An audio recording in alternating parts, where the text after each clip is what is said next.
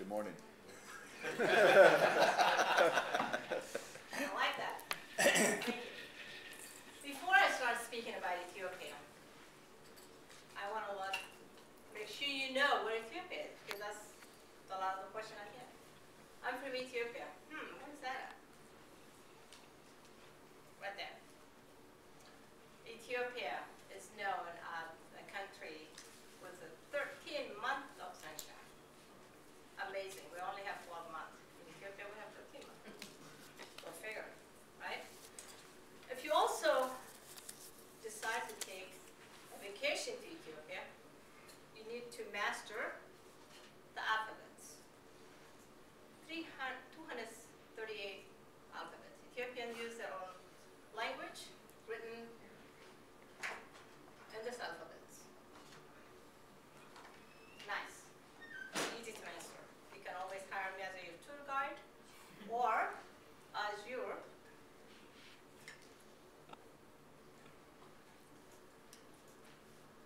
what can we say, probably a tutor before we get there. So just kidding about the mastering this. But let me just give you a little brief history about Ethiopia before I get to the destination of vacation spot. Ethiopia is one of the oldest countries in Africa, located in East Africa.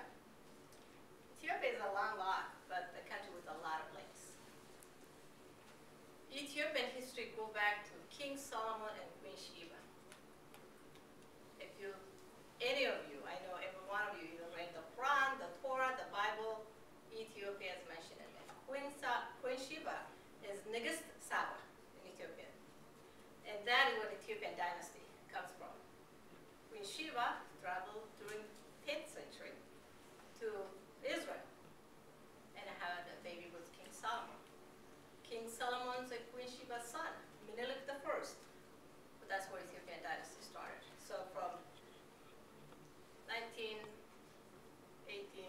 all the way to 1975, Haile Selassie was the descendant of Queen Sheba's family. Ethiopia already been through what North Africa is going through back in the 70s. So it's a very peaceful and very safe country to travel to. Ethiopians, in majority of them speak English.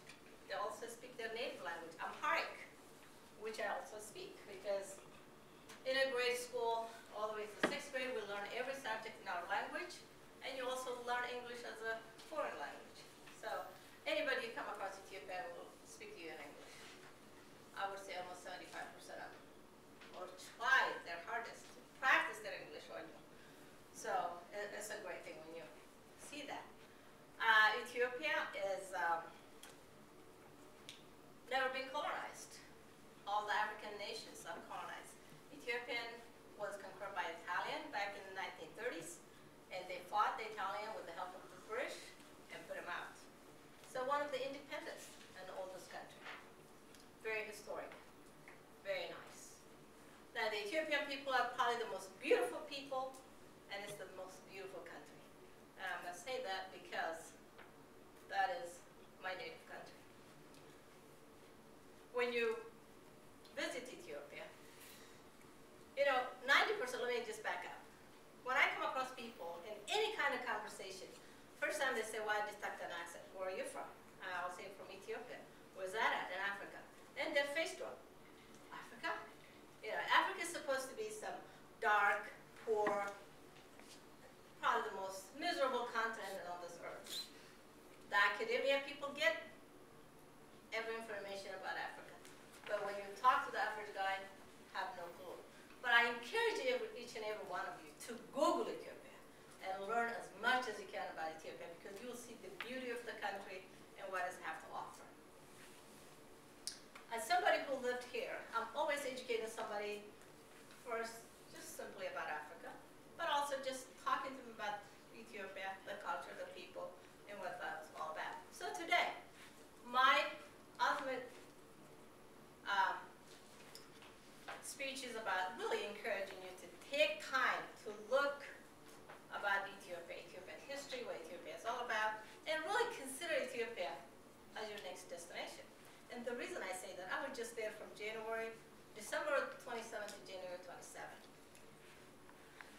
country is booming. It is probably the best vacation destination you can imagine. If you're looking for lakes, if you're looking for mountains, whether you want to ski or whether you want to just take simply a pontoon boat and just cruise with over 25 lakes and resort, it is a place to be. One of the greatest things also, if you have a euro dollar or American dollar, I'm telling you, I exchange $100. 100 US is like 1,700 birr. They call it birr. You never know. I was so powerful. I'm just talking about walking around with $1,700 in your cash, money in your pocket. Think about this. When was the last time you carried around $1,700 and walked around the streets? I'm just like shelling this thing out. Like you would not believe. And it's buy you things. You know, it's really, in every country there is a poverty and there is people who are doing so well. And it's the same thing in Ethiopia.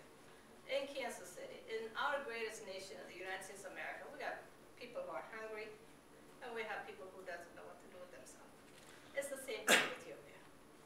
When I go there, I visit some family friends who live in 10,000 square foot homes, 3-story, marble, 6 maids.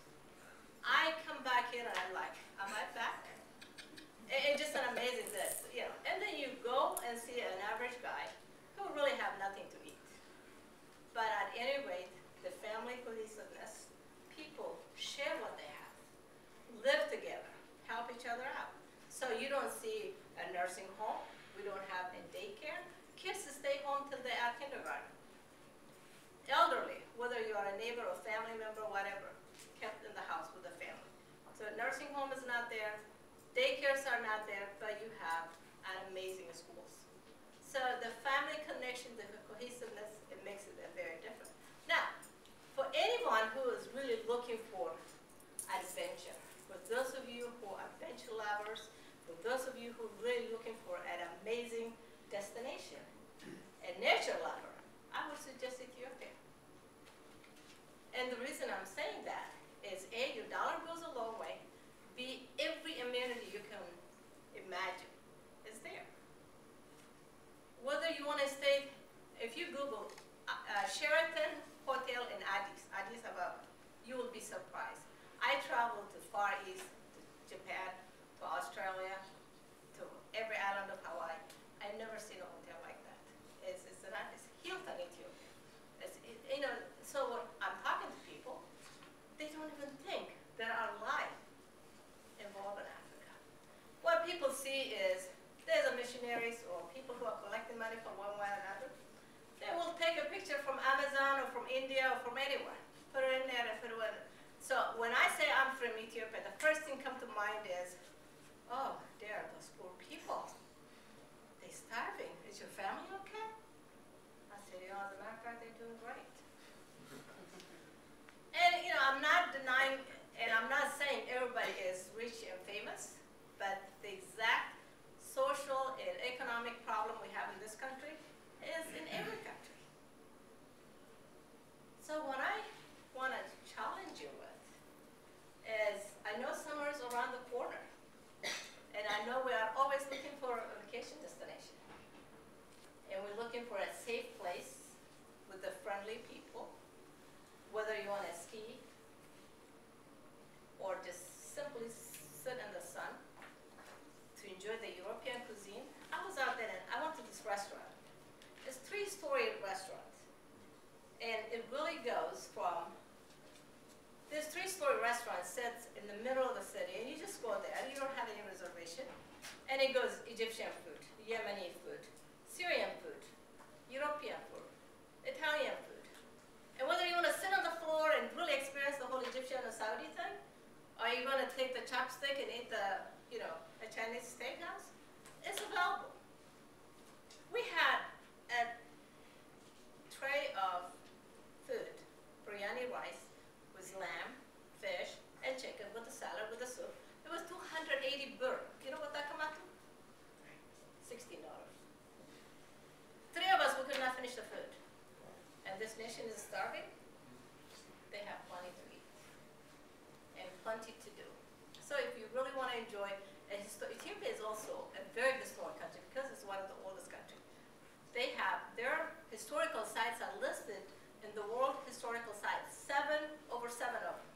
The castles, the archaeology sites, they have the rift valleys,